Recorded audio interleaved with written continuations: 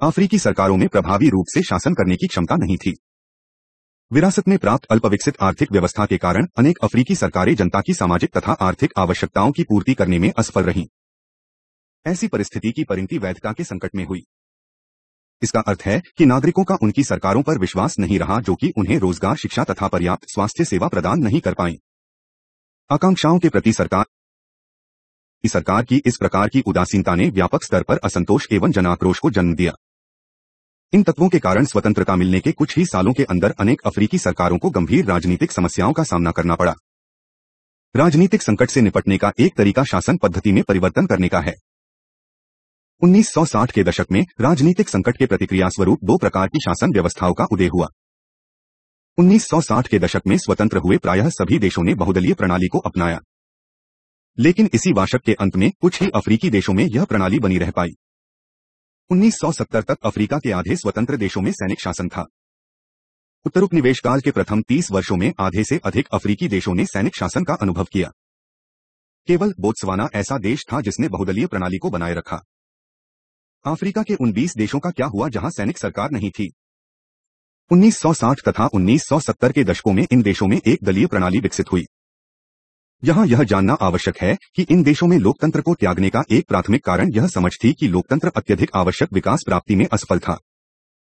Africa के संदर्भ में वास्तव में दोनों विकास एवं लोकतंत्र को परस्पर विरोधी माना गया।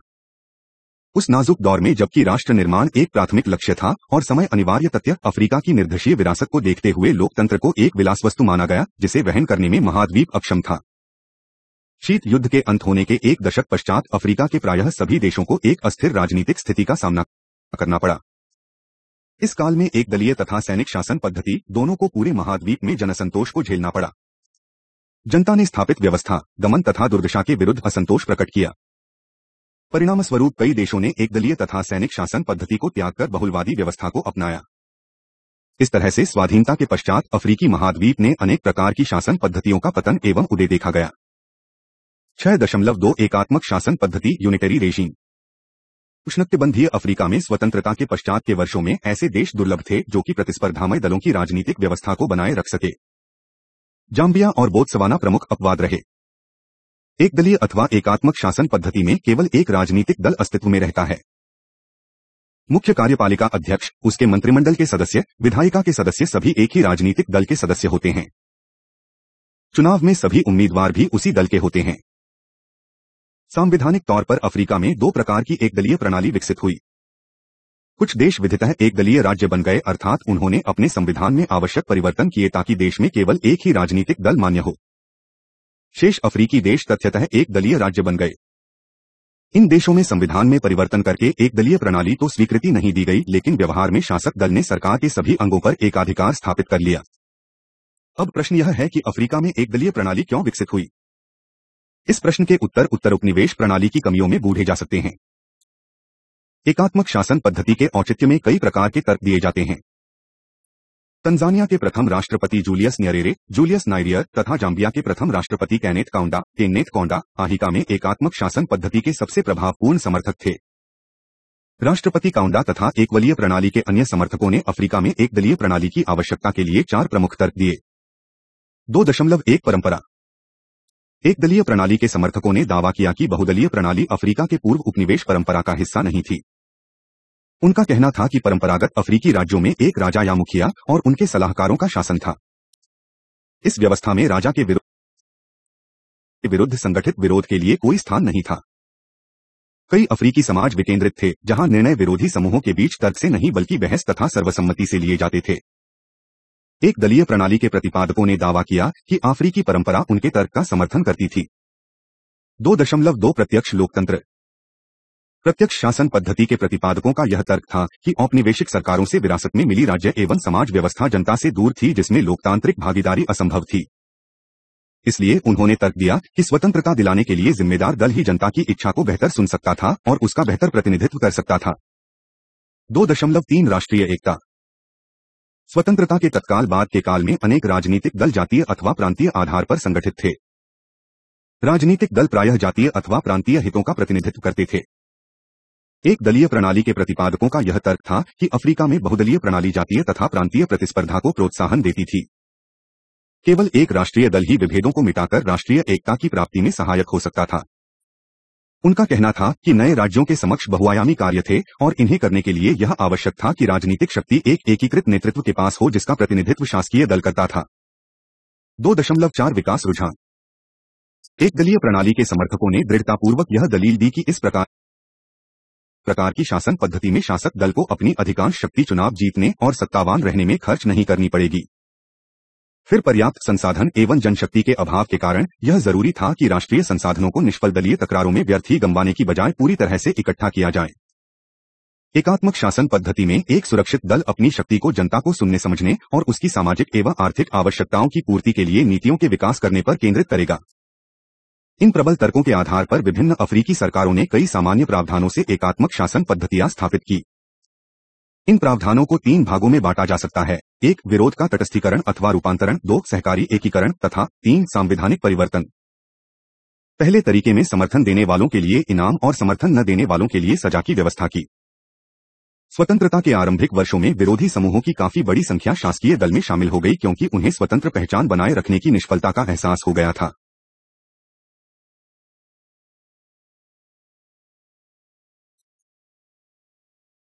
जब विरोध को तटस्थ करने की हल्की कार्य पद्धतियां असफल हुई तो एक दलीय प्रणाली के आरोपण के पूर्व नजरबंदी निवारण, प्रेस सेंसरशिप, विरोधी नेताओं को नजरबंद करना या उन्हें देश से निष्कासित करने जैसे तरीके आम हो गए। प्रावधानों के दूसरे वर्ग में अन्य संगठनों एवं संस्थाओं को शासक दल से संबद्ध करके सहयोजित करना और ऐसे कानूनों का निर्माण करना जैसे उपाय शामिल थे जिससे दल के बाहर कोई भी गतिविधि असंभव हो जाए। तीसरे प्रकार के प्रावधानों में निर्वाचन तथा संवैधानिक नवीनताएं शामिल थी। सामान्य तथा प्रभावशाली परिवर्तनों में से एक एकल सूची निर्वाचन प्रणाली थी जिसके द्वारा राष्ट्रीय विधायिका के सभी सदस्य एक ही दल से चुने जाते थे। एकात्मक शासन पद्धति में शासक दल का राज्य की मशीनरी पर पूर्ण एकाधिकार था। उसकी सबसे बड़ी विशेषता सरकार में केंद्रीयकरण की प्रकृति का होना रहा है। मुख्य कार्यपालिका प्रधान की औपचारिक शक्तियां प्रबल होती हैं, लेकिन उसके द्वारा प्रयोग में आने वाली अनौपचारिक शक्तियों को न तो गिना जा सकता है और न ही उन्हें परिभाषित करना संभव होता है। कार्यपालिका प्रधान ही राजनीतिक व्यवस्था को वैधता प्रदान करता है और उसका परिचालन करता है। इस तरह से व्यवस्था के वैयक्तिकरण पक्ष को बढ़ा चढ़ाकर प्रस्तुत किया जाता है, लेकिन फिर भी मुख्य कार्यपालिका प्रधान को कई दबावों के अंतर्गत कार्य करना पड़ता है जिनकी व्युत्पत्ति प्रत्येक देश की विशिष्ट सामाजिक, आर्थिक एवं राजनीतिक परिस्थितियों में होती है। ऊपरी तौर पर एकात्मक शासन पद्धतियों एक समान दिखती हैं, लेकिन उनमें अंतर होता है।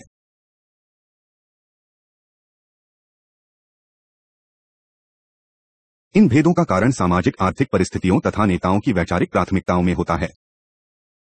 उदाहरण के तौर पर आइवरी कोस्ट में प्रचलित एक दलीय प्रणाली तथा अन्य एक दलीय प्रणालियों में एक मौलिक अंतर है। आइवरी कोस्ट में सत्ताधारी PDCI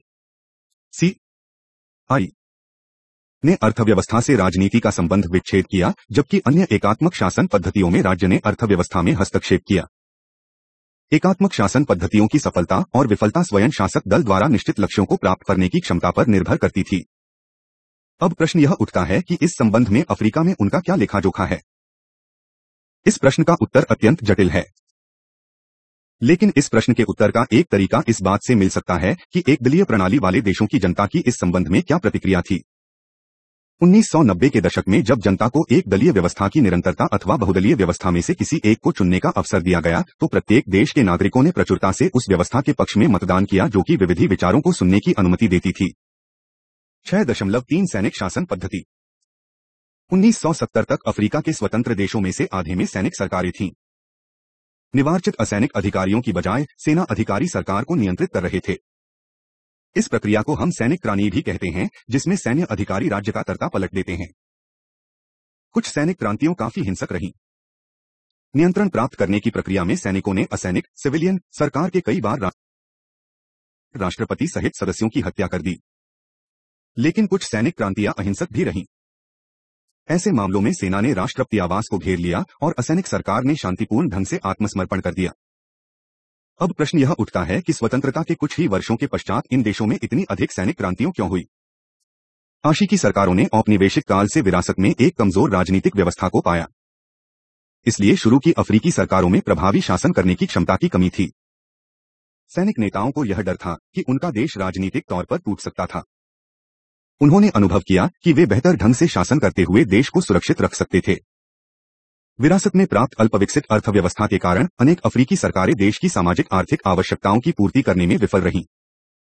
ऐसी परिस्थिति में वैधता का संकट खड़ा हो गया, अर्थात नागरिकों का विश्वास उक्त सरकार से उठ गया जो कि उन्हें नौकरी, शिक्षा एवं पर्याप्त स्वास्थ्य सुविधाओं जैसी बुनियादी सामाजिक एवं आर्थिक आवश्यकताएं पूरी नहीं कर पाई।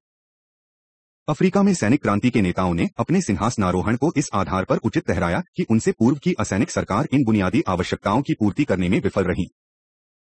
उत्तरोपनिवेश काल के शुरुआती वर्षों को राजनीतिक परिवेश से जातीय तनाव उत्पन्न हुए जो कि कभी कभी इतने गंभीर हो गए कि उनसे राजनीतिक व्यवस्था के समक्ष खतरा मंडराने लगा। ऐसी स्थिति में जातीय एवं प्रादेशिक संघर्षों के एक गृहयुद्ध में विकसित होने से रोकने के लिए सेना ने हस्तक्षेप करने और सत्ता अपने हाथ में लेने के अधिकार का दावा किया। स्वतंत्रता के प्रारंभिक वर्षों में राजनीतिक व्यवस्था में आए तनावों ने एक ऐसा वातावरण प्रदान किया जिसमें अफ्रीका के कुछ देशों में भ्रष्टाचार व्यापक तौर पर पनपा। सरकारी अधिकारियों ने, जो कि प्रभावी होने की क्षमताहीनता से प्रायः हताश थे, अपने तथा अपने परिवार के सदस्यों के फायदे के लिए अपने सरकारी पद का उपयोग किया। सैनिक नेताओं ने कई बार शासन तंत्र अपने हाथ में लेने का कारण व्यापक तौर पर व्यापा भ्रष्टाचार को बताया। अफ्रीका में स्वतंत्रता पश्चात सरकारों की कमियों की सूची बहुत लंबी है। कुछ देशों में तो नागरिक सरकार से इतने अधिक संग आ गए थे कि उन्होंने सैनिक क्रांति का स्वागत किया। लेकिन सैनिक शासन पद्धतियों लोकतांत्रिक नहीं होती। उनका सबसे पहला काम सरकार के विधायिका के अंग को भंग करना होता है।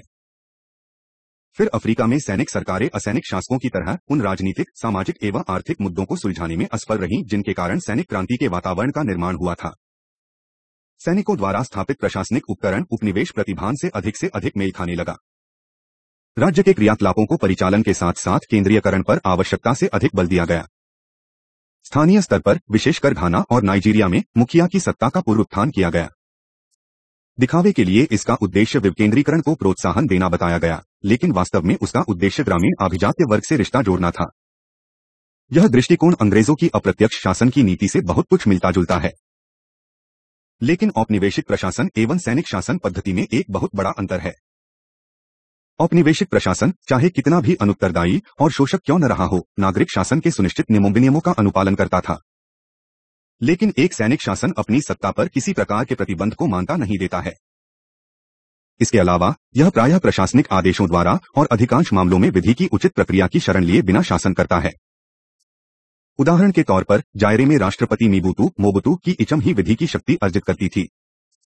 घाना में कर्नल एहम्पीग एचकैम्पोंग की अध्यक्षता में राष्ट्रीय सुधार परिषद नेशनल रिफॉर्मेशन काउंसिल ने जुलाई 1972 में विध्वंस आदेश सबवर्जन डिक्री जारी किया, जिसके द्वारा अतीत प्रभाव से हड़ताल के किसी भी प्रयत्न या किसी को हड़ताल के लिए उत्प्रेरित करने पर 15 से 30 साल तक की कैद की सजा का प्रावधान किया गया।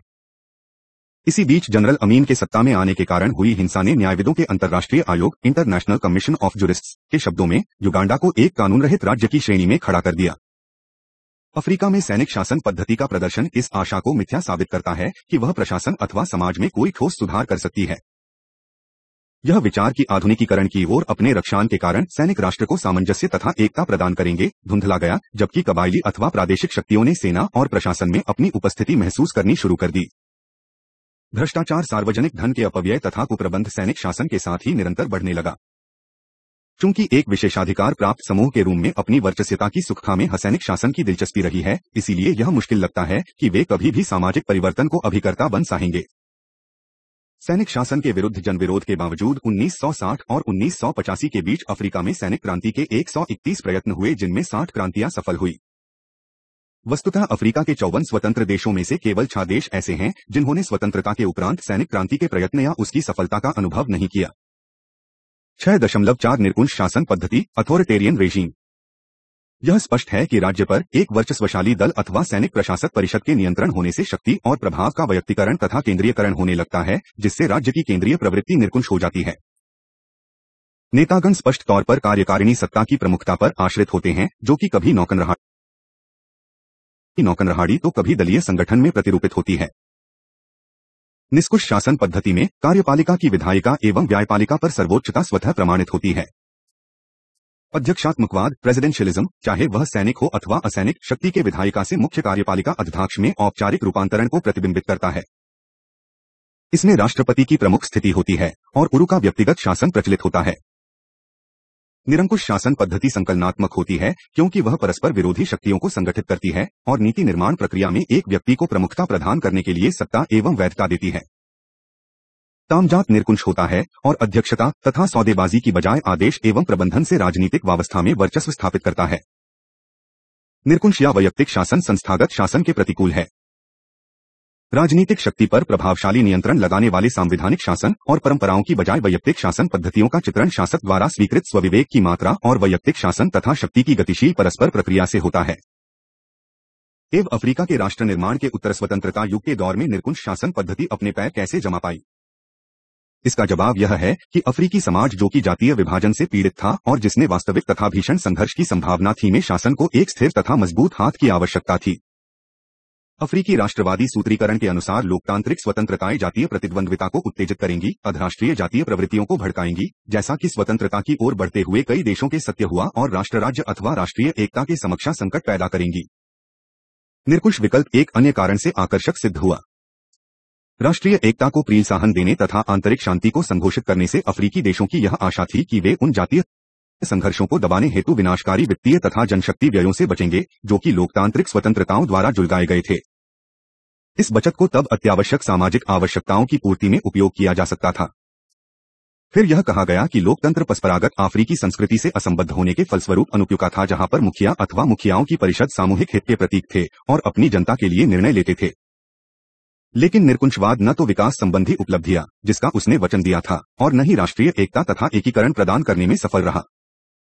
वस्तुतः 40 वर्षों के निरंकुशवाद ने ताइवान, कोरिया तथा चीन जैसी विकासवादी शासन पद्धति विकास के लिए वृद्धि अथवा ब्राजील के सैनिक प्रशासक परिषद के विकास या कल्याण के बिना वृद्धि के समान एक भी उदाहरण प्रस्तुत नहीं किया। इसके विपरीत अफ्रीकी नवपितृवाद केवल इतना कर पाया कि उसने निरंकुश राज्य अभिजात्य पोषणकारी शासन पद्धतियों अथॉरिटेरियन स्टेयर एलीट एनरिचमेंट रेशिम्स का संवर्धन किया, जिसका मोबुतु का धनिक तंत्रीय राज्य एकमात्र केवल सबसे अधिक प्रसिद्ध उदाहरण था। इस प्रकार की निरंकुश शासन पद्धति होती और न ही कल्याण प्रस्तुत किया, उसका उद्देश्य तो राज्य के एकाधिकारी नियंत्रण की साथ अन्यों का संवर्धन था। यदि राज्य द्वारा श्रेष्ठ माने जाने वाले औपचारिक विकास लक्ष्यों के मापदंड के आधार पर देखा जाए तो निरंकुश शासन पद्धति प्रायः एक सर्वोच्च नेता की अव्यवस्थित कुलीसतंत्री शासन पर आधारित थी, जिसकी क्रियाओं का कोई विशेष अर्थ नहीं था। लेकिन उपकारी प्राश्रित सूची राजनीति पैटर्न क्लाइंट लिस्ट पॉलिटिक्स के परिप्रेक्ष्य में यह प्रणाली पूर्ण तौर पर तार्किक थी। 1980 के दशक के अंत तक निरंकुश शासन पद्धतियों विनाशकारी सिद्ध हुई। आर्थिक वृद्धि को विपरीत अफ्रीका एक दशक या उससे अधिक समय तक बुरी नीतियों, बुरी सरकार तथा प्राकृतिक प्रकोष्ठ 1970 के दशक में सर्वनाशी अकाल पड़ा और जंगलों में आग लगी, और 1970 के ही दशक के अंत में बुनियादी उपयोगी वस्तुओं के लिए प्रतिकूल विश्व बाजार परिस्थितियों और तेल की कीमतों में 2 बार भीषण वृद्धि जैसे बाहरी प्रचंड आघातों से पीड़ित रहा। परिणाम स्वरूप प्राप्त आर्थिक विफलता तथा राजनीतिक अस्थिरता ने अफ्रीकी देशों को अंतर्राष्ट्रीय स्तर पर वित्तीय सहायता लेने को मजबूर होना पड़ा। बदले में महाद्वीप को अंतर्राष्ट्रीय कोष IMF तथा विश्व बैंक जैसी अंतर्राष्ट्रीय वित्तीय संस्थाओं को अपने नीति निर्माण में शामिल करना पड़ा। अतः सभी अफ्रीकी देशों को एक नई आर्थिक नीति का अनुसरण करने को विवश होना पड़ा। यह आर्थिक नीति निर्माण में राज्य स्वामित्व और केंद्रीय आर्थिक नियोजन से नवउदारवादी आर्थिक कट्टरता की और एक मौलिक स्थानांतरण को प्रतिबिंबित करती थी। इस नई आर्थिक रूपरेखा को संरचनात्मक सुधार कार्यक्रम नाम दिया गया। भुगतान संतुलन और अन्य प्रकार के नीति समर्थनों के लिए संरचनात्मक सुधार कार्यक्रम को लागू करना अनिवार्य माना गया। 6.5 बहुलवादी शासन पद्धति प्लूरलिस्ट रेशीम। शीत युद्ध की समाप्ति के एक दशक के पश्चात प्रायः सभी अफ्रीकी देश अस्थिर एवं अप्रत्याशित राजनीतिक स्थिति का अनुभव कर रहे हैं। संपूर्ण महाद्वीप में दलीय तथा सैनिक शासन पद्धतियों को जनसंतोष का सामना करना पड़ रहा है। जनता राजनीतिक बहुलवाद के लिए आंदोलन और स्थापित व्यवस्था दमन, चिरकालिक गरीबी तथा दुर्दशा के विरुद्ध आवाज उठा रही है। वह एकजुट होकर अत्याचारी शासकों तथा उनके नारी के विरुद्ध उठ खड़ी हुई है। सभी प्रकार के राजनीतिक एवं आर्थिक वाद विवाद में लोकतंत्र, बहुदलीय शासन एवं लोकप्रिय भागीदारी प्रमुख मुद्दे बन गए हैं। 1980 के दशक के अंत में अफ्रीकी कार्यसूची एजेंडा में लोकतंत्र तथा अच्छे शासन को अधिक महत्व दिया गया। 1988 की खातूम घोषणा खारतूम डिक्लेरेशन में विशेष तौर पर निरंकुशवादियों के उत्तरस्वामित्व की सुनिश्चित करने के लिए मौलिक व्यक्तिगत स्वतंत्रता तथा लोकतांत्रिक भागीदारी की गारंटी की मांग की गई। 1986 में 40 देशों के द्वारा संपुष्टि करने के पश्चात मानव तथा जन अधिकारों का अफ्रीकी charter the African charter on human and peoples rights लागू हो गया। इन प्रयत्नों में एक महत्वपूर्ण कदम 1990 की अरुषा घोषणा अरिशा डिक्लेरेशन में सम्मिलित विकास तथा परिवर्तन में लोकप्रिय भागीदारी का अफ्रीकी charter African charter for popular participation in development and transformation था, जिसका अफ्रीकी एकता संगठन organisation of African unity OAU ने व्यापक तौर पर अनुमोदन किया। अरुषा घोषणा ने अफ्रीकी सरकारों के समक्ष लोकतंत्रीकरण, लोकप्रिय भागीदारी तथा अच्छी सरकार के लिए एक प्रस्ताव रखा। ये घोषणाएं सोवियत संघ तथा पूर्वी यूरोप में परिवर्तनों के समकालिक थीं। पश्चिमी सरकारों ने भी, जो कि निरंकुश शासकों की मदद उनके पश्चिमी समर्थन दृष्टिकोण के कारण कर रही थीं, अपनी अफ्रीकी नीति में अब संशोधन किया है। वे भी अब राजनीतिक बहुलवाद और अच्छी सरकार पर जोर दे रही है। जन आंदोलन तथा जनकिया के दबाव के कारण साम्यवादी शासन पद्धतियों के पतन ने अफ्रीका की सरकार विरोधी शक्तियों को विद्रोह करने के लिए प्रोत्साहित किया। परिवर्तन के लिए आंदोलन सबसे पहले 1989 में बेनिन के पश्चिमी अफ्रीकी देश में हुआ और बहुत जल्दी ही वह लगभग सभी अफ्रीकी देशों में फैल गया। 1990 के दशक की शुरुआत में उसने तूफान का रूप धारण करते हुए कई अफ्रीकी देशों के शासकों को हिला दिया।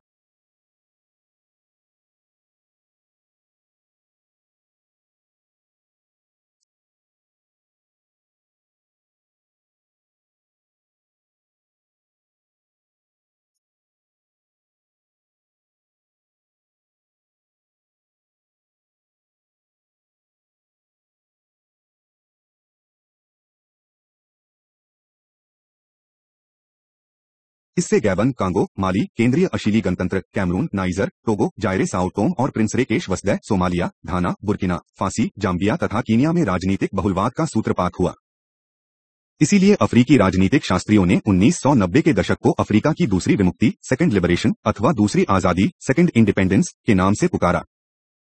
ये शब्द उस दशक में होने वाले महत्वपूर्ण राजनीतिक परिवर्तनों के द्योतक हैं। 1980 के दशक में केवल 5 अफ्रीकी राज्यों बोत्सवाना, जाम्बिया, मॉरिशस, सेनेगल तथा जिम्बाब्वे में लोकतांत्रिक प्रतिस्पर्धात्मक चुनाव हुए।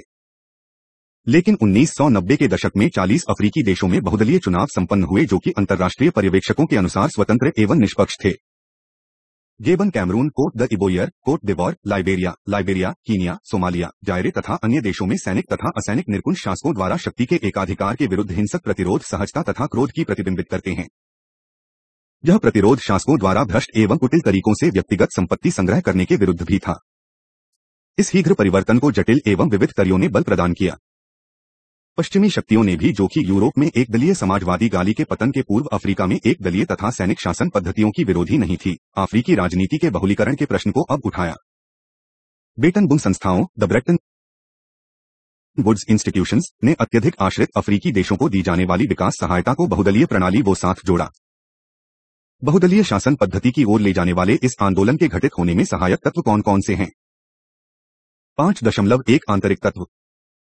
मानव अधिकारों एवं भागीदारी की मांग। अधिकांश अफ्रीकी राज्यों के नागरिकों ने उन सरकारों के विरुद्ध असंतोष व्यक्त किया जो भ्रष्ट भी और जो जनता की आवश्यकताओं के प्रति संवेदनशील नहीं थी। नागरिक समाज की अवधारणा उन सभी सार्वजनिक संगठनों पर लागू होती है जो प्रत्यक्ष तौर पर राजनीति से जुड़े नहीं होते। नागरिक समाज के सार्वजनिक संगठनों में चर्च, मस्जिद या यहूदी उपासनागृह जैसे धार्मिक संगठन, शिक्षण संस्थाएं, चेटरी, लॉथन, league of women voters, league of women voters जैसी सेवा संस्थाएं, व्यावसायिक संगठन तथा श्रमिक संगठन शामिल हैं।